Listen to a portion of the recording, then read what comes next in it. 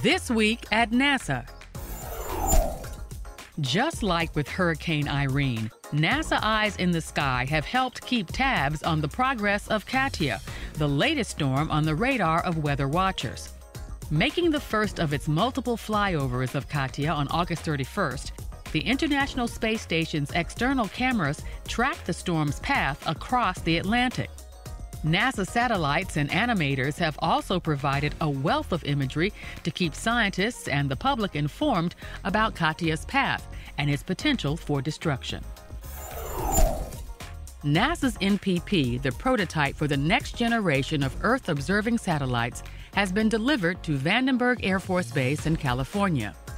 NPP, for National Polar Orbiting Operational Environmental Satellite System Preparatory Project, will look at the entire globe once a day. Its 5 scientific instruments will offer continuous observations of the Earth's land, oceans, and atmosphere. Data from the satellite will support long-term monitoring of climate trends and global change studies. NPP will also assist in life-saving forecasts and warnings and help emergency responders monitor and react to natural disasters. There are a lot of changes happening in our atmosphere. The NPP satellite will continue this series. It gives us real-time information. It allows us to see how our atmosphere and the planet are changing. NPP is scheduled to launch from Vandenberg on October 25th.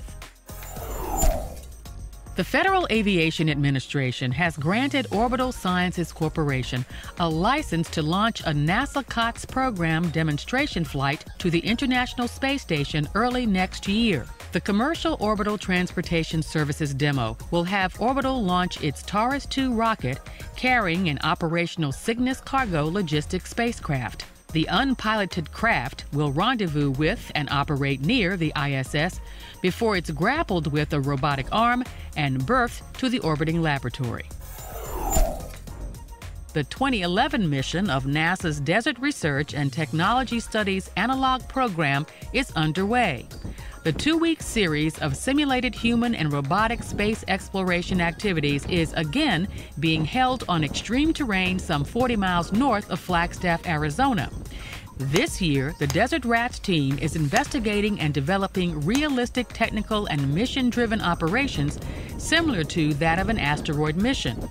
A near-Earth asteroid is one destination NASA is considering for future exploration. Initial work at its new location by NASA's Mars rover Opportunity shows key differences from previous studies the robot conducted in its first 7.5 years on the Red Planet. Opportunity arrived at Endeavour Crater last month. The first rock it examined is Tisdale 2, a flat-topped footstool-size object. We've driven up to it, we've put the instruments on it, we've taken microscopic images of it, which show that it's what we call an impact breccia.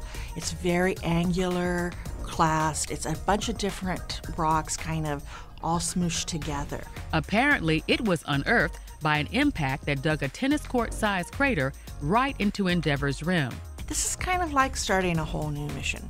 We drove off the plains of Meridiani, where we've been for the last 7 years, onto something that looks totally different. Opportunity is in the 8th year of its 90-day mission. And the physics professor came up to me in lab one day and he said, "You know, I usually try to convince women not to go into physics, but I think maybe you might make it." Celebrated astrophysicist Nancy Grace Roman has a new NASA fellowship named in her honor. The Nancy Grace Roman Technology Fellowship in Astrophysics will help early career researchers develop new technologies for investigating the origin and physics of the universe, as well as the skills necessary to lead future astrophysics projects and exoplanet explorations. I had left teaching, which I enjoyed, and I wasn't sure I wanted to leave research.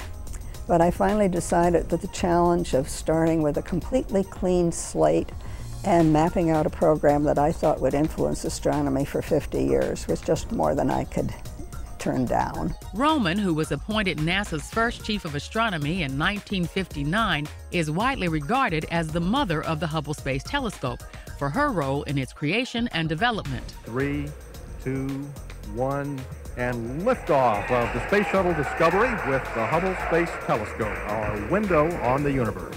When the telescope was first launched and we had the poor images, and at the same time adaptive optics was becoming usable on the ground, which gave us good images, I wondered, had I really oversold the Hubble?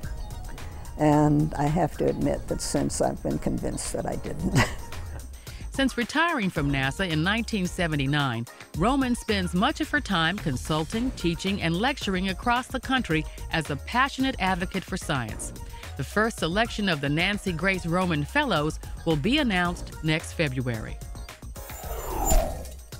Still images captured over a 14-year period by the Hubble Space Telescope have been transformed into movies that show new details about how stars are born. Strung together, the high-resolution Hubble images taken in 1994, 97, and 2007 show energetic jets of glowing gas ejected from two young stars. In turn, scientists are now performing laser experiments to recreate in the laboratory how these stellar jets interact with their surroundings. We have a small tube, a few millimeters across, with a little washer on the end. And we take the laser energy and we strike this one side of the washer, and that basically squirts plasma, or very high temperature gas, into the tube. So the material in the washer becomes the jet, and the material in the tube becomes the cloud. Scientists believe that understanding how stars form can tell us more about the origins of life here on Earth. And now, centerpieces. The Johnson Space Center hosted almost 8,000 employees in a celebration of NASA's 30-year Space Shuttle program. Thanks very much. It's a big night. The Salute Our Shuttle event included comments from Administrator Charlie Bolden, Johnson Center Director Mike Coates, and other agency leaders who thanked the employees for their work on the shuttle and underscored the importance of future programs, such as the Commercial Orbital Transportation Services and the Orion Multipurpose Crew Vehicle. The program also included a T-38 flyover and a special retirement ceremony for each of the 5 Space Shuttle orbiter flags that had flown in front of JSC during their respective missions. The event included a kids zone, food, tours of JSC facilities, and a concert by several bands, including Five for Fighting. And that's This Week at NASA. For more on these and other stories, log on to www.nasa.gov.